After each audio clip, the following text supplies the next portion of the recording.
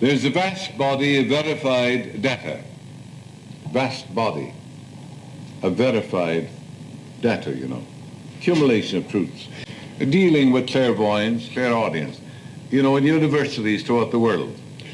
A waitress in Honolulu, she was Hawaiian, a native of Hawaii. She said that she always saw the death of her relatives in the newspaper before it happened. A very common experience. Relatives are always communicating with each other, and the person has already accepted death in their mind. Subjectively, most people know when they're going to die. A few weeks ago, a woman of 95 years of age who lives in the community where I do, she said, I'm passing on next Wednesday at 2 o'clock. And there are a few things I'd like to discuss before I pass on. This woman knew that all her relatives were around her. It's called a cloud of witnesses. But she said, at night I see one of my boys, Thaddeus. Thaddeus is the name. And she said, he's supposed to be alive in India. But she said, he's there too. He's there too. You see, people who are clairvoyant and who are in a passive state, who are about to pass on, see all their relatives in the next dimension. 2 days later, she got a telegram saying he died in India, but he was there talking to her. That's why she was surprised. Now, there's a television in the room here. We turn on the television. There are symphonies here, music, people, dancing, singing. They were always here. Did I have to turn the dial to prove it? If you turn on the radio, there are voices and singing here in the room. They were always here. Your loved ones are right where you are, separated by frequency only. Like you send 1,000 voices over a coaxial cable.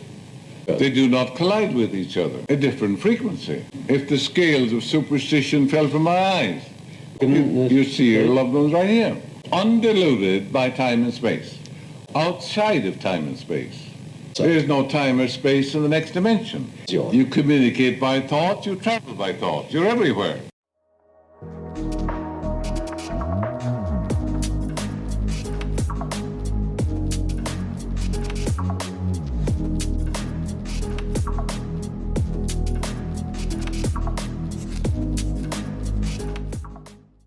When people talk of cycles of 500 or 1,000 or 800 years, they're crazy. They don't know what they're talking about.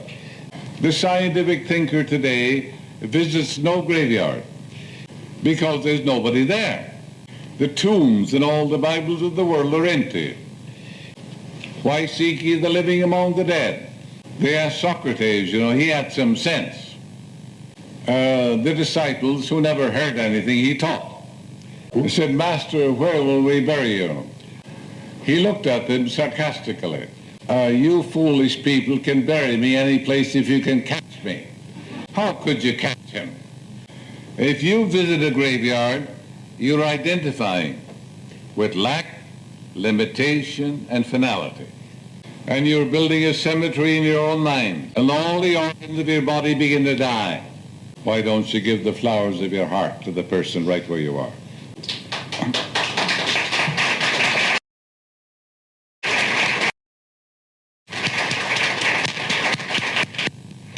All this is extrasensory perception. You're seeing beyond your senses, you know.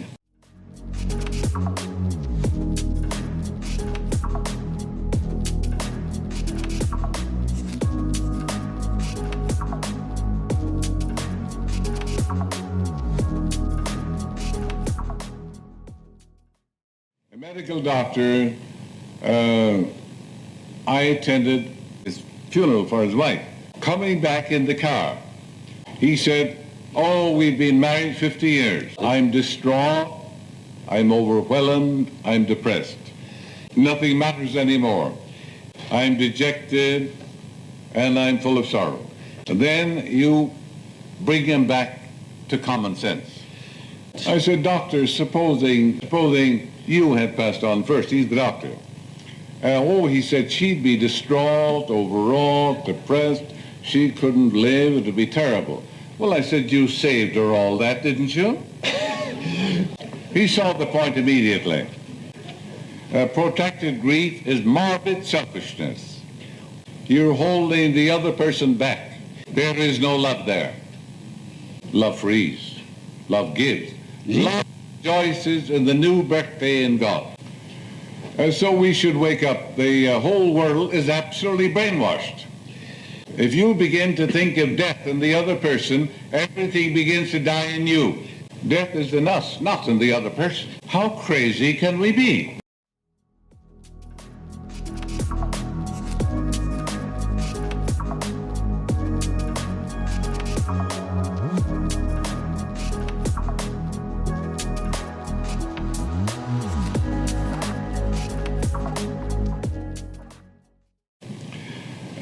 Apollonius of Tyana, 2,000 years ago. He was accused of heresy. A heresy.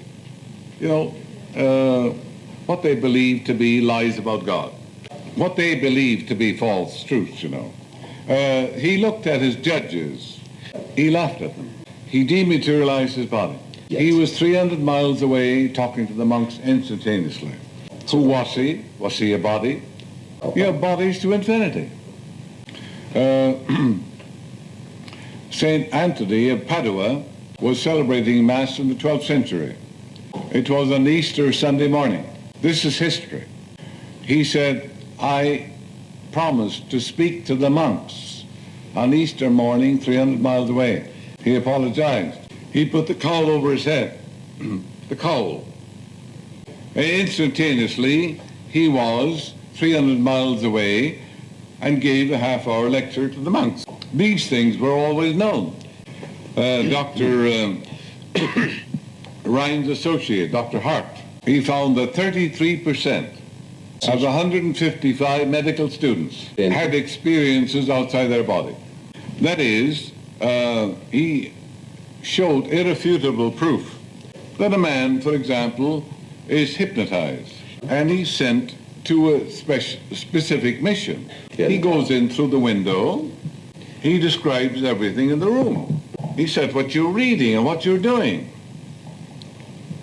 He tells what you're reading and what you're doing. He tells about the girl who's taking the dictation. Yet the body is over here.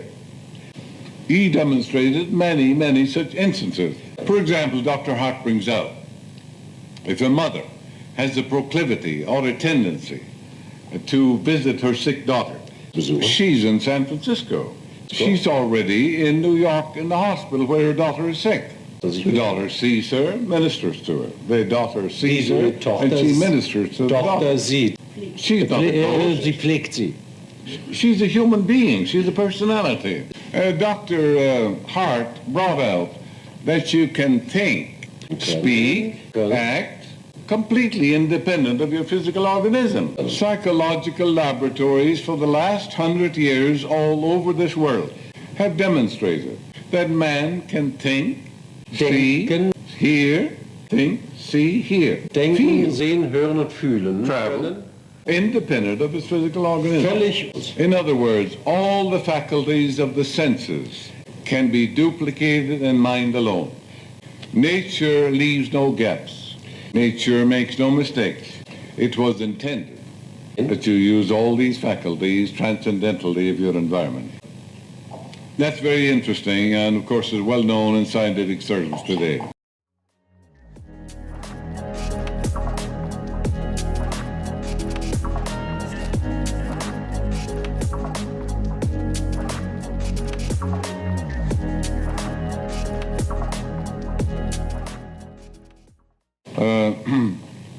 A woman whose husband passed on, she wondered where the will was. She couldn't find it.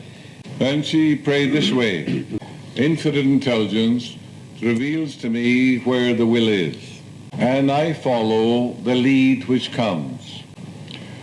She did this every night. She got no answer for several nights, but she persisted. He who perseveres shall receive the answer.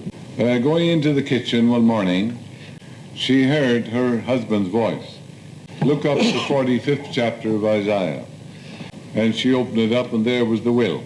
A new will, documented, legalized. Now, she asked for guidance. The subjective wisdom spoke to her in a voice that she would obey and listen to.